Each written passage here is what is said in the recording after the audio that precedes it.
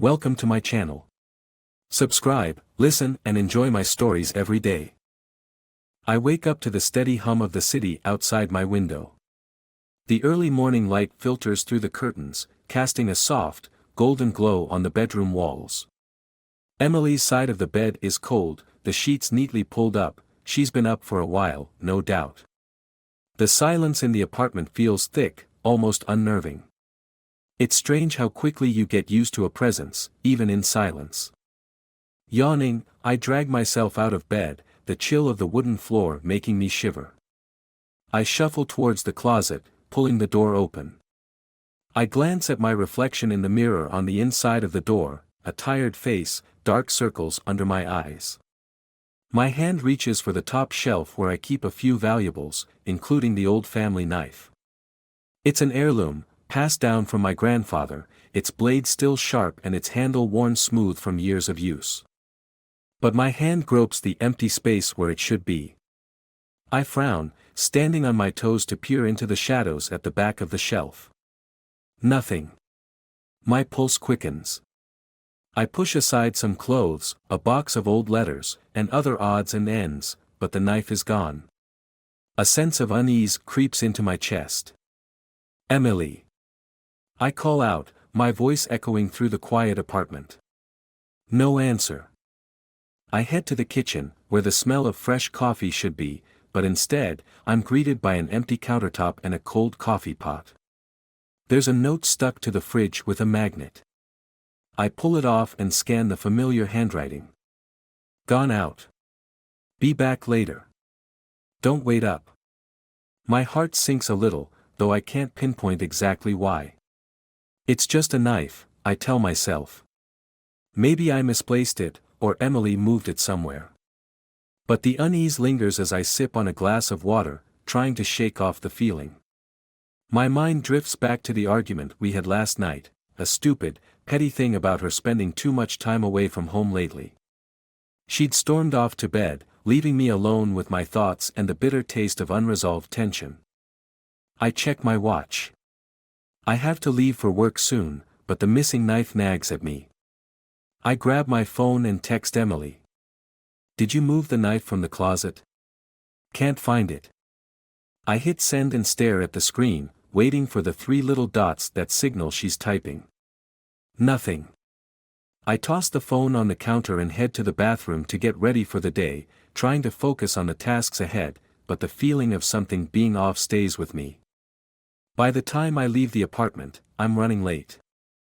The streets are already buzzing with people on their way to work, the usual hustle and bustle of the city drowning out my thoughts. But as I walk, my mind keeps circling back to the knife. It's just a damn knife, I think. Why does it feel like more than that? The day drags on, my concentration shot.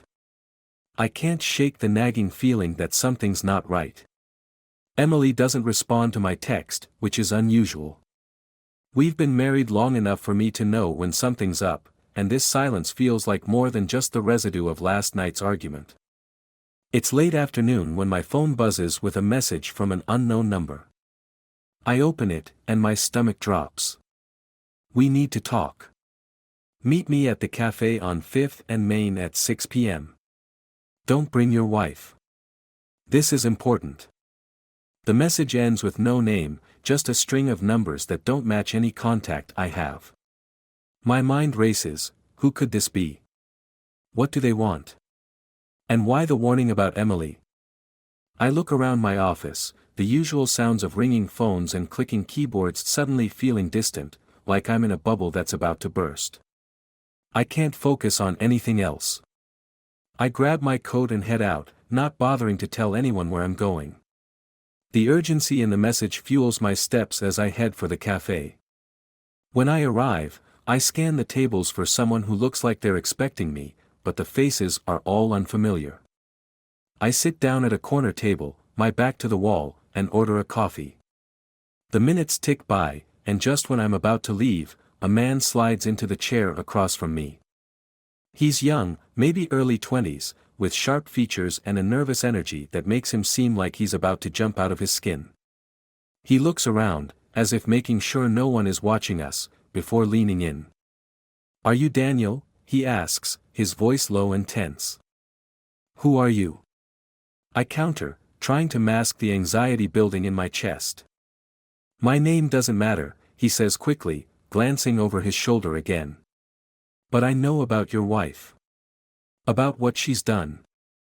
A cold wave of dread washes over me. What are you talking about? Emily, he says, leaning in closer. She's been seeing someone. Another guy. It's been going on for months. But that's not the worst part. I stare at him, my mind spinning. What do you mean? She killed him, he says, his voice barely above a whisper. She used your knife. Left it at the scene with your fingerprints. She's setting you up, man. I feel the blood drain from my face. The room seems to close in on me. This can't be real. This has to be some kind of sick joke.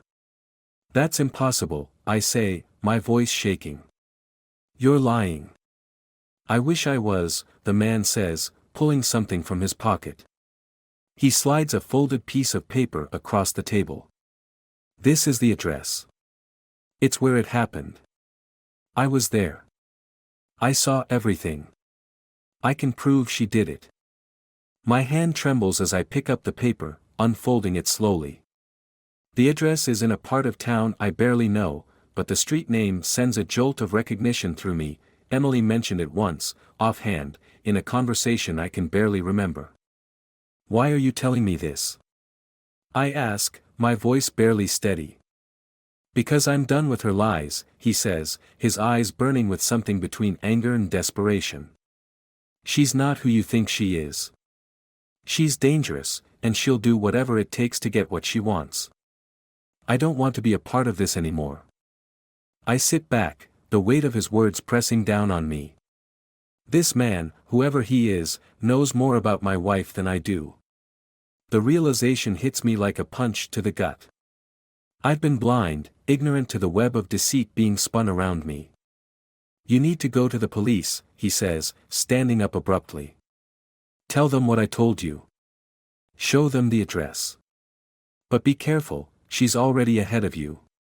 And she won't stop until she gets what she wants. He walks away before I can say anything else, leaving me alone with the address in my hand and a sinking feeling that my life has just been turned upside down. I don't know how long I sit there, staring at the paper, the words blurring together as my mind races. The knife, the missing knife. It all makes sense now, in a twisted, horrifying way. Emily, my Emily, has done something unimaginable. And she's tried to pin it on me. I have to act, and fast. But what do I do? Who do I trust? As I step out of the cafe, the cool evening air hits me like a slap, bringing me back to reality. I need to find out the truth, but I can't do it alone. I need help, and I need it now. And as much as it terrifies me, I know where I have to go next. To the scene of the crime. I find myself standing outside the address the stranger gave me, my breath catching in my throat as I take in the nondescript building. It's an old, weather-beaten apartment complex on the edge of the city, the kind of place where the shadows seem to stretch a little longer, and the silence feels a bit too heavy. I can't believe I'm actually here, but my feet moved on their own, driven by a mix of dread and desperate curiosity.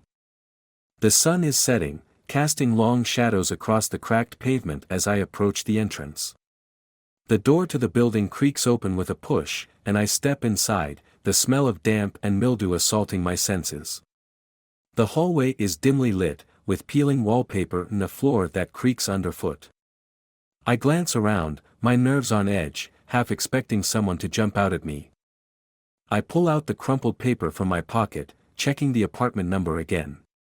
3B. I find the staircase at the end of the hall and start climbing, my footsteps echoing in the confined space. My heart pounds harder with each step, my mind racing with a million questions. What am I walking into? What will I find behind that door? When I reach the third floor, the hallway is just as dingy as the one below, with flickering fluorescent lights and a stale odor lingering in the air. I walk slowly towards 3B, my pulse quickening with every step. The door is slightly ajar, the latch broken as if it's been forced open. I hesitate, my hand hovering over the doorknob. A part of me wants to turn around and leave, to run away from whatever nightmare is waiting for me inside. But I can't. Not now. I push the door open, the hinges squeaking loudly in the silence. The apartment is dark, the only light coming from the street lamp outside, filtering through the grimy window. My eyes adjust to the gloom, and I see a figure slumped on the floor in the corner of the room. I freeze, my breath caught in my throat. It's a man, his body twisted at an unnatural angle, a dark stain spreading across his shirt. I take a step back, my mind struggling to process what I'm seeing. This can't be real. It feels like I've stepped into someone else's nightmare. But the smell of blood, the stillness of the air, it's all too real. My eyes scan the room, and there it is, lying next to the body, a knife. My knife. The one that's been missing from my closet. I stare at it, my mind reeling. How did it get here? Did Emily really do this? Did she kill this man and leave my knife here to frame me? Before I can even begin to process it all, there's a noise behind me, a soft creak, like someone shifting their weight. I spin around, my heart leaping into my throat. A figure steps out of the shadows, and I nearly jump out of my skin. It's another man, tall and lanky, with a disheveled appearance and a wild look in his eyes. He's holding a phone, the screen glowing faintly in the darkness. Who the hell are you? I demand, my voice trembling. I could ask you the same thing, he replies, his voice sharp and accusatory. What are you doing here? I got a message, I stammer, holding up the crumpled paper. Someone told me to come here. They said they had proof about this. His eyes narrow as he takes a step closer, and I instinctively step back. You're Daniel, aren't you? Emily's husband. The way he says her name sends a chill down my spine. Yeah, that's me. Who are you? He lets out a bitter laugh. I'm Brian. The other lover. The one she didn't kill. His words hang in the air, heavy and damning. I saw her with him. I saw what she did. I stare at him, my mind racing. Why didn't you go to the police? Do you think they'd believe me? Brian snaps, his eyes blazing with anger. A guy like me, with my record? They'd lock me up and throw away the key before I could say a word. He starts pacing the room, his agitation palpable. I thought I could handle it, that I could make her confess. But she's too smart. She's got everything planned out. I feel the floor shift under me, the weight of the situation pressing down on me. Why didn't you come forward sooner? I tried, he says, his voice laced with frustration. But every time I got close, she'd find out. She'd threaten me, manipulate me, make me doubt what I'd seen. She's good at that. Making you question everything you know. He stops pacing and looks at me, his eyes filled with a mixture of desperation and determination. But I'm done playing her games. She's dangerous, Daniel. She'll stop at nothing to get what she wants. You need to believe me. I take a deep breath, trying to steady myself. What do we do now? We need to get out of here, Brian says, glancing nervously at the door. This place isn't safe. Someone could come back any minute. We'll figure out what to do next, but not here. I nod, my mind still reeling from everything I've just learned. We turn to leave, but as we reach the door, we hear footsteps coming up the stairs. Brian curses under his breath and pulls me back into the shadows. Stay quiet, he whispers, his hand gripping my arm tightly. The footsteps stop outside the door, and for a moment, everything is silent. Then the door creaks open, and a figure steps inside. It's a woman, her face obscured by the darkness, but there's something about her silhouette that makes my blood run cold. She moves towards the body on the floor, her movements slow and deliberate. She doesn't see us, hidden as we are in the shadows. I can't see her face, but I can feel the tension radiating off Brian next to me. "Emily," he whispers, his voice filled with a mixture of fear and loathing. My heart skips a beat. It's her. My wife. She's here, standing over the body of the man she killed. The reality of it hits me like a sledgehammer. Brian was right. She did this. And now she's here, probably to clean up the mess and make sure everything points to me. I can barely breathe as I watch her. She bends down, wiping something off the knife and slipping it into her bag. My mind races, trying to figure out what to do. If she sees us, we're both dead. But before I can make a move, the door creaks open again, and another figure steps into the room. This one is a man, stocky and imposing, with a hard look in his eyes. He stops when he sees Emily, and a tense silence fills the room. "You weren't supposed to be here," the man says, his voice low and dangerous. Emily straightens up, her expression cold and unreadable. "I could say the same about you." Brian tenses beside me, his hand tightening around my arm. "That's her partner," he whispers. "The one who helps her with the dirty work." I watch, frozen, as the two of them face off. There's a tension in the air that's almost palpable, and I have the sickening realization that this isn't going to end well. "We need to get out of here," I whisper to Brian, my voice barely audible. But before we can move, the man lunges at Emily, and all hell breaks loose. They struggle, the room filled with the sound of grunts and crashing furniture.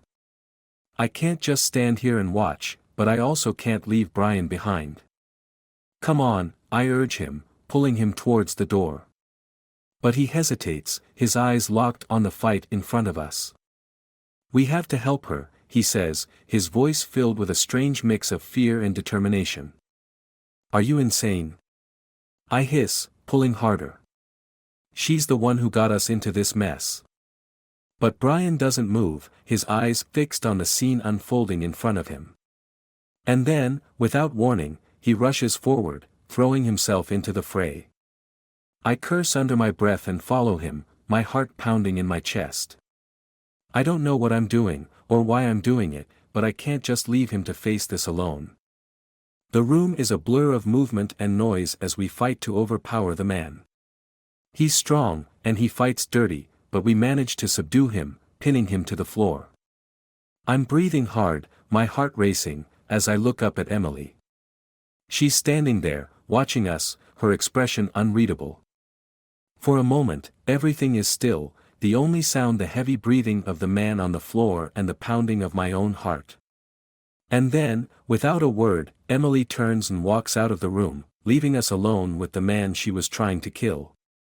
I stare after her, my mind racing. What the hell just happened? What does this mean?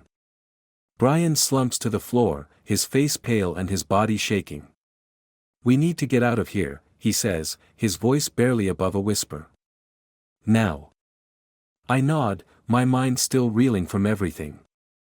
The sound of Emily's footsteps echo in the hallway as she disappears from sight, leaving me and Brian alone with the unconscious man on the floor. The tension in the room hangs heavy, thickening the air with an overwhelming sense of dread. I stare at the door, my mind reeling. Emily is gone, and we've just overpowered the man she was fighting. But what happens next? "We can't stay here," Brian gasps, pushing himself up from the floor, wiping a trickle of blood from the corner of his mouth. "We need to get out of here before he wakes up." I glance down at the man, his face bruised and bloodied from the struggle. He's breathing, but barely. "What about him?" I ask, my voice strained. "What if he goes to the police?" Brian shakes his head, his eyes wide and wild. "He won't. He's part of this mess, just like Emily. He's her fixer, the one who cleans up her messes. But we've got bigger problems. She's gone, and she knows we're on to her." The gravity of the situation slams into me, the adrenaline that's been fueling me starting to wane. Emily's dangerous, and now she's on the run. I know I can't just let her get away, not after everything she's done, everything she's planning to do. But I have no idea where she's gone, or what she's going to do next. Brian grabs my arm, snapping me out of my daze. We have to move, he urges, dragging me towards the door. She'll come after us if we don't. I nod, my body moving on autopilot as I follow him out of the apartment. We rush down the stairs, our footsteps echoing in the empty building. My heart is pounding in my chest, my mind racing with the image of Emily's cold, detached face. How did I not see this coming? How did I miss all the signs? We burst out into the night air, the cool breeze hitting my face like a slap. The street is deserted, the buildings casting long shadows under the streetlights. Brian pulls me into an alley, his breath ragged as he leans against the wall. We need a plan, he says, his voice barely a whisper. We can't just run around blindly. We need to figure out what she's going to do next. I shake my head, still trying to wrap my mind around everything that's happened. How did it come to this? I mutter, more to myself than to him. How did I not see what she was? Because she's good at hiding it, Brian replies, his voice harsh. She's been doing this for a long time, Daniel. You're not the first one she's used. You won't be the last if we don't stop her. His words send a chill down my spine. He's right. Emily is smart, manipulative, and she's always a step ahead. If we don't figure out what she's planning, she'll disappear, and I'll be left to take the fall. Do you know where she might have gone? I ask, desperation creeping into my voice. Where she'd hide? Brian thinks for a moment, his brow furrowed. There's a place, he says slowly. An old warehouse by the docks. She used it as a meeting spot with her partners. It's secluded, off the grid. If she's trying to lay low, that's where she'll go. I swallow hard, the decision clear in my mind. Then we go there. Now. Brian nods, determination flashing in his eyes. But we have to be careful. She'll be expecting us. We need to stay one step ahead of her. We move quickly, navigating the dark streets as we head towards the docks. The city's pulse fades into the background as we approach the waterfront, the smell of salt and rust filling the air. The warehouse looms in the distance, a hulking, abandoned structure that seems to swallow the night around it. As we approach, the hairs on the back of my neck stand on end. The building is eerily quiet, the windows dark and empty. I can feel the weight of what's coming, the sense that once we step inside, there's no turning back. Brian gestures for me to stay low as we creep towards the side entrance, a rusted door hanging slightly ajar. We slip inside, the darkness swallowing us whole. My heart hammers in my chest as I strain to listen for any signs of movement. We move through the empty corridors, the silence pressing down on us. The place is a maze of old machinery and forgotten crates, the perfect place for someone to hide, or to set a trap. Suddenly, we hear a faint noise, a soft rustling, like someone moving through the shadows. Brian tenses beside me, his hand gripping my arm to stop me from moving any further. She's here, he whispers, his voice barely audible. I nod, my senses on high alert as we inch forward. The sound grows louder, coming from just around the corner. My heart pounds in my ears as I peek around the edge of the wall. There she is.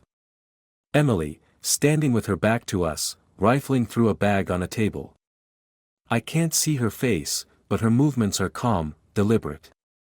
She has no idea we're here. Brian makes a move to step out, but I stop him, shaking my head. Wait, I mouth, trying to think. We can't just rush her, she's dangerous, unpredictable. But before I can form a plan, the floorboard beneath me creaks, the sound echoing through the stillness. Emily freezes, her head snapping up, and in an instant, she's turned around, a gun in her hand. Daniel, she says, her voice cold and detached. I should have known you'd follow me. Brian steps out from behind the corner, his hands raised slightly. "It's over, Emily," he says, his voice steady. "We know what you've done. You can't run from this." She laughs, the sound sharp and bitter. "You think you can stop me? You have no idea what you're up against." I step out beside Brian, my heart pounding. "Why, Emily?" I ask, my voice shaking. "Why did you do all this?" She looks at me, her eyes devoid of any emotion. "Because I could," she says simply. "Because I'm tired of playing by the rules. And because you were in my way." Her words cut through me like a knife, but there's no time to process the pain. Emily raises the gun, her finger on the trigger, and everything happens in a blur. Brian lunges forward, knocking the gun out of her hand just as it goes off, the bullet ricocheting off the metal wall behind us. I dive to the side, the sound of the gunshot ringing in my ears. The gun skitters across the floor, and Emily curses, scrambling to retrieve it. Brian tackles her, the two of them struggling on the ground as I rush forward, grabbing the gun before she can reach it. "Stop!" I shout, my voice shaking as I point the gun at her. "It's over, Emily. Just stop."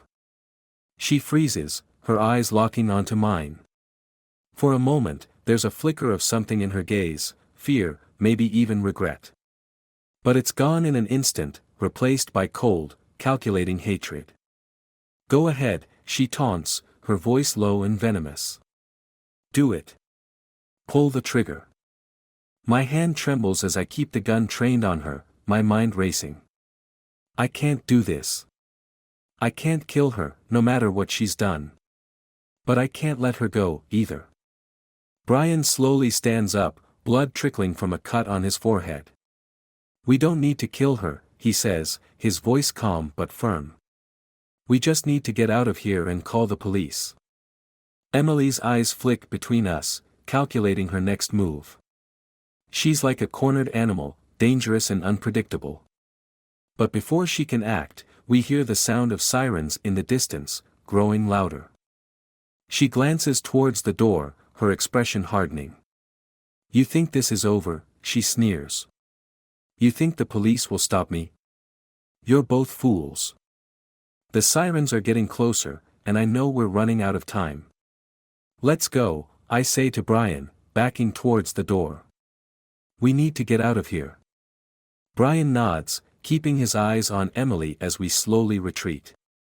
She doesn't move, just watches us with that cold, calculating gaze. We slip out of the warehouse, the night air hitting us like a blast of reality. The sirens are blaring now, the flashing lights visible at the end of the street. "We have to keep moving," Brian says, grabbing my arm and pulling me away from the warehouse. "We can't let them find us here." We run, the sound of our footsteps drowned out by the approaching police cars. My mind is a whirlwind of fear and confusion, the reality of what's just happened sinking in. We reach the edge of the docks, ducking into another alley as the police cars screech to a halt outside the warehouse. I lean against the wall, gasping for breath, my heart pounding in my chest. "We did it," Brian says, his voice filled with a mix of relief and exhaustion. "We got out." But even as he says it, I know it's not. The sirens wail in the distance, their sound growing faint as we move further away from the warehouse. My heart is still racing, my thoughts tangled in the aftermath of what just happened. Brian and I stumble through the narrow alleys, the cold night air stinging our lungs with each breath. We don't speak, the weight of the situation pressing down on us like a physical force. After what feels like an eternity, we reach a deserted park on the outskirts of the city. The silence here is eerie, the shadows stretching long under the dim glow of a single street lamp. We collapse onto a bench, gasping for breath, our bodies spent from the tension and adrenaline. Brian leans forward, his hands on his knees as he tries to steady his breathing. "We can't go back," he says, his voice hoarse. "The police will be all over the place. We need to lay low, figure out our next move." I nod, but my mind is elsewhere. I can't shake the image of Emily, her cold, emotionless eyes as she taunted us, as she dared me to pull the trigger. The woman I thought I knew, the woman I loved, was gone, replaced by a stranger who had no qualms about framing me for murder. I don't understand, I say, my voice barely above a whisper. How did it come to this? How did I not see it? Brian looks at me, his expression softening for the first time since this nightmare began. She's been playing us all along, Daniel. She's a master manipulator. She knew how to hide her tracks, how to make us doubt ourselves. But now we know the truth. The truth. It feels like a blade twisting in my gut. The woman I've spent years of my life with, shared my dreams and fears with, was capable of something so dark, so twisted. And now, I'm caught in the middle of it all, with no clear way out. I can't just run, I say, my resolve hardening. We have to stop her. We have to end this. Brian looks at me, his eyes narrowing.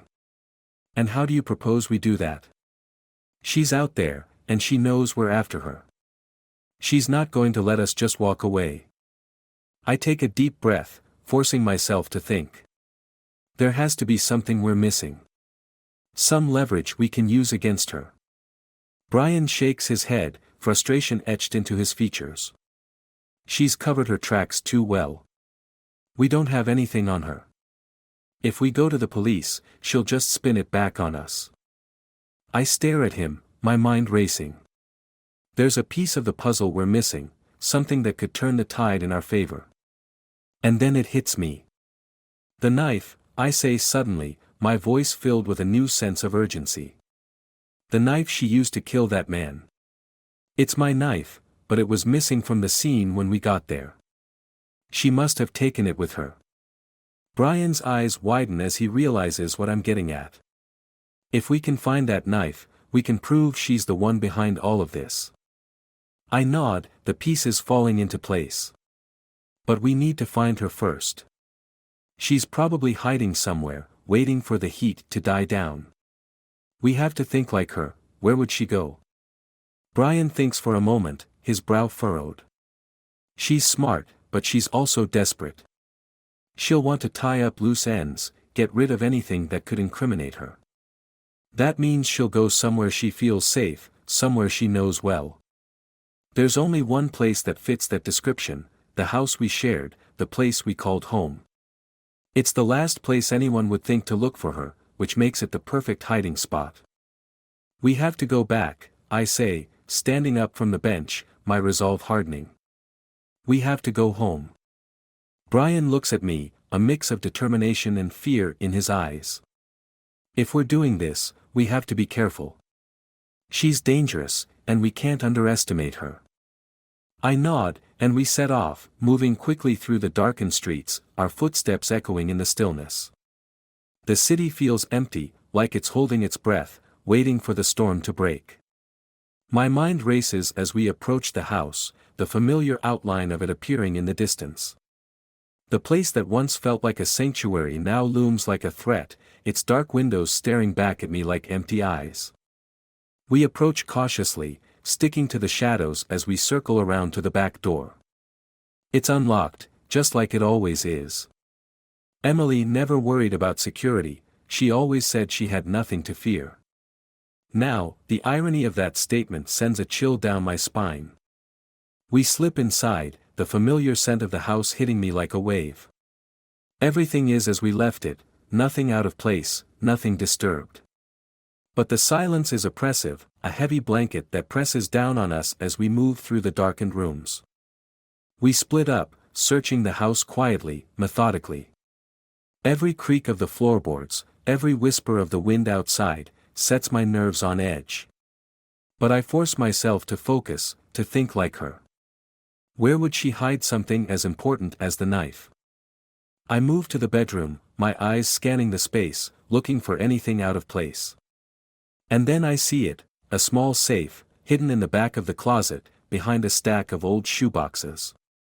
It's one I didn't even know we had, a hidden compartment that she must have had installed without my knowledge. My hands shake as I kneel down, fumbling with the combination. I try the obvious, her birthday, our anniversary, but nothing works. Frustration wells up inside me, but I force myself to stay calm, to think. What would she use as a code? And then it hits me. I try the date of the first time we met, a day she always claimed was special to her. The lock clicks open, and I feel a surge of triumph as I pull the door open. Inside, wrapped in a blood-stained cloth, is the knife. My breath catches in my throat as I reach for it, the cold metal sending a shiver through me. This is it, the evidence we need to bring her down, to clear my name. But as I stand up, the sound of footsteps behind me makes my blood run cold.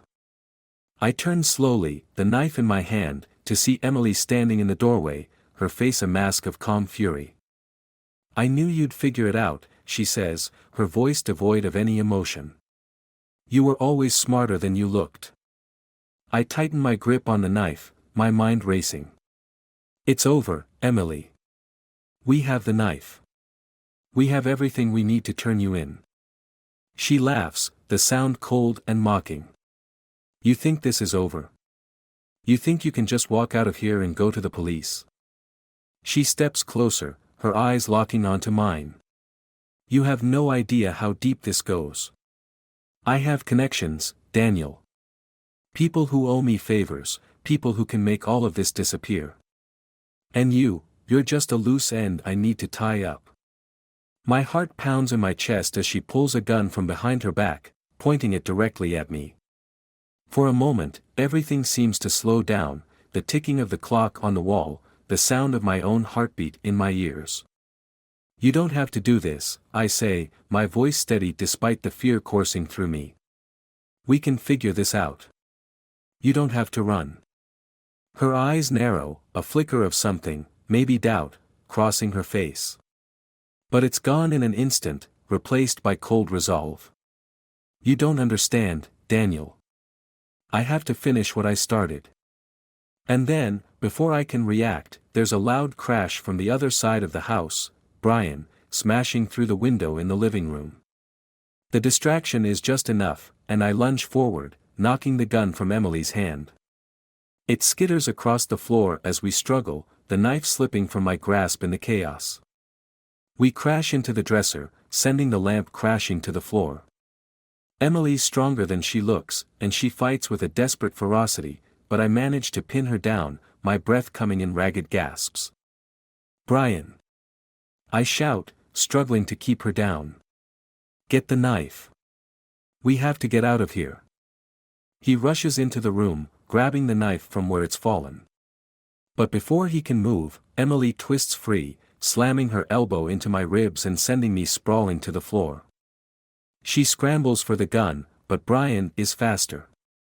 He grabs her, holding her back as she thrashes and kicks, her eyes wild with fury. "Let go of me," she screams, her voice filled with venom. "You'll both regret this." But Brian holds her tight, his face set with grim determination. "It's over, Emily. You're done." I pick myself up, grabbing the gun and pointing it at her, my hands shaking. The room is filled with the sound of heavy breathing, the tension thick enough to cut with a knife. For a moment, everything is still, and then, with a final, defeated sigh, Emily stops struggling, her body going limp in Brian's arms. She looks at me, her eyes hollow and empty. "I loved you," she whispers, her voice filled with a bitterness that cuts deeper than any blade. "But you were always too weak to understand what I needed." I stare at her, the weight of her words pressing down on me like a lead blanket. The woman I loved, the woman I thought I knew, is gone, replaced by this cold, calculating stranger. "We need to go," Brian says, his voice pulling me back to reality. "We have what we need. The police will be here soon." I nod, my mind numb as we drag her to the door, the knife and gun in hand. We leave the house, the place that was once my home, without a backward glance, the cold night air hitting us like a wall. We don't speak as we walk down the street, the sound of approaching sirens growing louder. My mind is a whirlwind of emotions, anger, betrayal, sorrow. But above all, there's a cold, hard resolve. It's over. Emily's reign of terror is finally over. As we reach the end of the street, the police cars pull up, their lights flashing in the darkness. We stop, waiting for them to approach, the weight of what we've done settling over us like a shroud. They take her away, her face a mask of icy detachment, as if she's already planning her next move. As they cuff her and lead her to the car, she looks back at me, her eyes locking onto mine. "This isn't the end," she says, her voice cold and final. "I'll be back. And you'll regret this." I watch as they drive away, the sound of the sirens fading into the night. Brian stands beside me, silent and grim. The bond that we forged in the heat of this nightmare is already starting to fray, the realization of what we've been through pulling us apart. Finally, he turns to me, his expression filled with a mixture of exhaustion and sorrow. "We can't stay here, Daniel. We need to disappear, start over somewhere else." I nod, knowing he's right. The life I had, the life I thought I knew, is gone. There's nothing left for me here. We walk away from the flashing lights, from the memories that will haunt me for the rest of my life.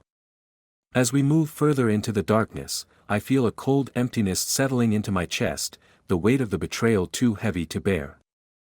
Brian and I part ways at the edge of the city, the silence between us heavy with unspoken words. We don't say goodbye, there's nothing left to say.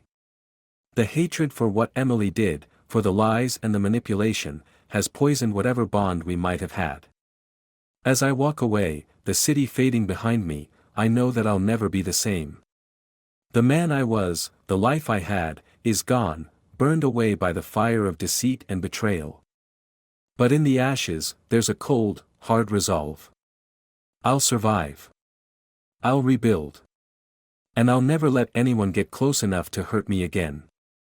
The night swallows me whole, and I disappear into the darkness, leaving behind the life that once was, and stepping into the unknown.